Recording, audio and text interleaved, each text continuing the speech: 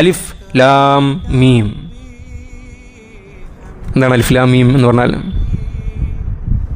3 അക്ഷരങ്ങളാണ് അറബിയിലെ, അലിഫ് ലാം മീം. ഇത് നമ്മൾ ഹറൂഫുൽ മുഖത്തഅ എന്നാണ് പറയുക. ഇങ്ങനെ ഖുർആൻ ഷരീഫിലെ പല സൂറത്തുകളും ആരംഭിക്കുന്നത് ചില അക്ഷരങ്ങൾ കൊണ്ടാണ്. അലിഫ്. എന്താണ് ഇതിൻ്റെ ഉദ്ദേശം? മുഫസ്സിറുകൾ ഇതിന് പല അഭിപ്രായങ്ങൾ പറഞ്ഞിട്ടുണ്ട്. ഒരു അഭിപ്രായം എന്ന് പറയുന്നത്, പല തഫ്സീറുകളിലും പ്രബല അഭിപ്രായമായി കൊടുത്തിരിക്കുന്നത് അല്ലാഹു അഅലമു ബി മുറാദിഹി ബിദാലിക്. ഇതിൻ്റെ അർത്ഥം നമുക്കറിയില്ല.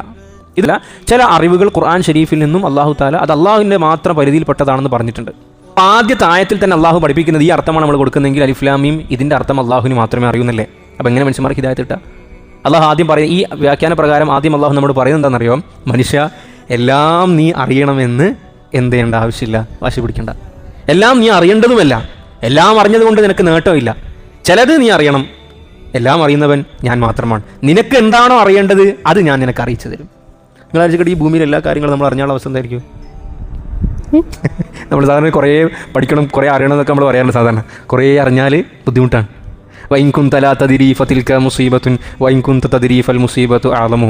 നിങ്ങൾക്ക് ഒന്നും അറിയില്ല എങ്കിൽ അതൊരു പ്രശ്നമാണ്. തദിരി, നിങ്ങളെങ്ങാനും അറിയാൻ തുടങ്ങിയാൽ ഫൽ മുസീബത്തു അഅലമു, പ്രശ്നം അതിഗുരുതരമാണ്. കാരണം ഓരോ വിഷയങ്ങൾ നമ്മൾ പഠിക്കാൻ വേണ്ടി തുടങ്ങുമ്പോൾ നമ്മൾ കാണുന്ന കാഴ്ചക്ക് പല പെർസെപ്ഷനും പല ആംഗിളും പല വ്യൂവും വരും.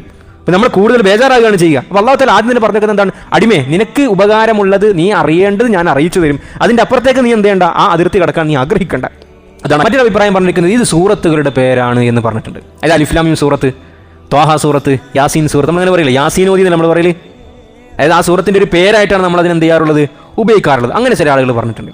ചിലർ പറഞ്ഞു ഇത് അള്ളാഹുവിൻ്റെ ഇസ്മുകളിൽപ്പെട്ട ഇസ്മാണ്. അള്ളാഹുവിന് കുറേ പേരുകളുണ്ടല്ലോ, കുറേ ഇസ്മുകളിൽ അള്ളാഹുവിന് റഹ്മാൻ റഹീം എന്നൊക്കെ പറയുന്ന കുറേ ഇസ്മുകളുള്ളതുപോലെ ആ ഇസ്മുകളിൽപ്പെട്ട ഒരു ഇസ്മാണ് അലിഫ് ലാം മീം, അലിഫ് ലാം റാ കാഫ് ഹാ യാ ഐൻ സാദ്, അള്ളാഹുവിൻ്റെ ഇസ്മുകളിൽപ്പെട്ട ഒരു ഇസ്മാണ് എന്ന് പറഞ്ഞവരുമുണ്ട്.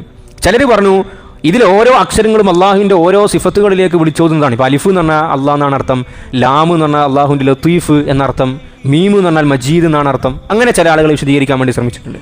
ചുരുക്കി പറഞ്ഞു കഴിഞ്ഞാൽ ഈ വ്യാഖ്യാനങ്ങളൊക്കെയും ഇതിന് സ്വീകരിക്കാൻ വേണ്ടി പറ്റും. അതിൻ്റെ മേലെ വലിയൊരു സംഭവം മുഫസ്സിറുകൾ പറഞ്ഞെന്താണെന്നറിയോ? അതായത് ഖുർആൻ ആദ്യം ഇറക്കി കൊടുക്കുന്നത് അറബികൾക്കല്ലേ. അറബികൾ എന്ന് പറഞ്ഞു കഴിഞ്ഞാൽ അറബി ഭാഷയിലെ സാമ്രാട്ടുകളാണ്. അറബി ഭാഷ സെക്കൻഡുകൾ കൊണ്ട് അവർ കവിതകൾ ഉണ്ടാക്കും, മറ്റുള്ളവരെ പാടി തോൽപ്പിക്കും. അത്രയും വലിയ കഴിവുള്ള ആളുകളാണ്. അവരുടെ മുമ്പിലേക്കാണ് അല്ലാഹു തആല ഖുർആൻ ഇറക്കുന്നത്.